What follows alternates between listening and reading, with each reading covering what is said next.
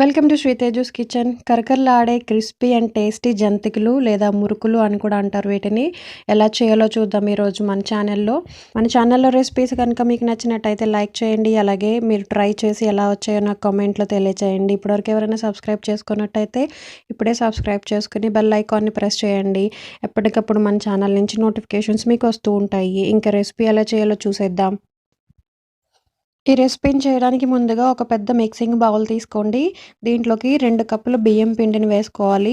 అలాగే దీంట్లోకి అరకప్పు శనగపిండి వేసుకోవాలి. అంటే 2 కప్పులకి అరకప్పు శనగపిండి అనమాట. మీరు ఎక్కువ క్వాంటిటీలో చేసుకోవాలనుకుంటే మెజర్మెంట్స్ని ఇంక్రీజ్ చేసుకోండి.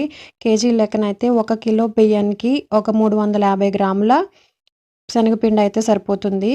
ఇప్పుడు దీంట్లోకి రుచికి సరిపడా salt, 1 table spoon sesame seeds నువ్వులు, అలాగే హాఫ్ టేబుల్ స్పూన్ జీలకర్ర, మీకు జీలకర్ర ఇష్టం లేకపోతే అజ్వైన్ వామ్ వేసుకోవచ్చు. కారం 1.5 టేబుల్ స్పూన్, అలాగే కరిగించిన 2 స్పూన్లు బటర్ వేసుకోండి. ఒకవేళ బటర్ లేకపోతే వేడి చేసిన నూనెను వేసుకోవచ్చు. ఈ బటర్ వేయడం వల్ల జంతికలు అనేవి గుల్లగా వస్తాయి.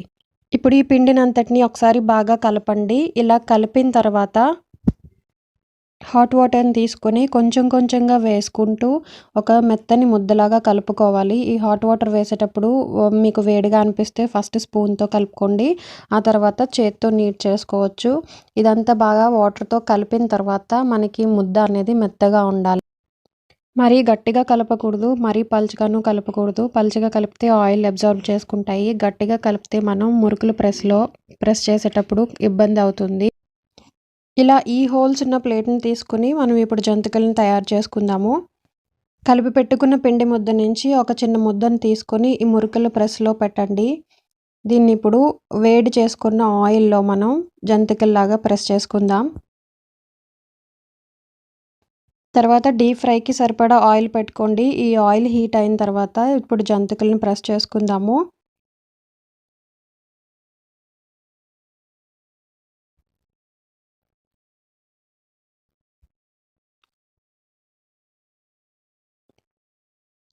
ఇప్పుడు వీటిని మీడియం హీట్ పైన ఫ్రై చేసుకోవాలి. 2 వైపులా గోల్డెన్ కలర్ వచ్చే వరకు ఫ్రై చేసుకుంటే ఇవి క్రిస్పీగా బాగా వేగుతాయి.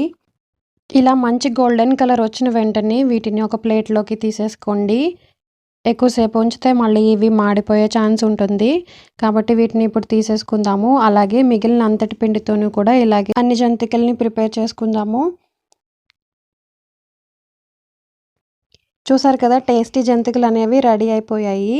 వీటిని ఒకసారి విరిచి చూద్దాము. ఎంతో కరకరలాడుతూ చాలా గుల్లగా వచ్చాయి. చూడండి, మీకు వీడియోలో కనిపిస్తుంది కదా, చాలా గుల్లగా వచ్చాయి అండ్ క్రిస్పీగా చాలా బాగున్నాయి. టీ టైమ్ స్నాక్స్ లాగా ఇవి చాలా బాగుంటాయి తినడానికి. ఇదండి ఈరోజు స్నాక్స్ రెసిపీ. ఈ రెసిపీ కనుక మీకు నచ్చినట్టయితే లైక్ చేయండి. అలాగే మీరు ట్రై చేసి మీకు ఎలా వచ్చిందో నాకు కామెంట్లో తెలియచేయండి. ఇప్పటివరకు ఎవరైనా సబ్స్క్రైబ్ చేసుకున్నట్టయితే మన ఛానల్ని ఇప్పుడే సబ్స్క్రైబ్ చేసుకుని బెల్ ఐకాన్ని ప్రెస్ చేయండి.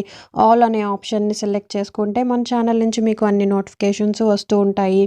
మరిన్ని రెసిపీస్ కోసం మన శ్రీతేజుస్ కిచెన్ని విజిట్ చేస్తూ ఉండండి. Thanks for watching.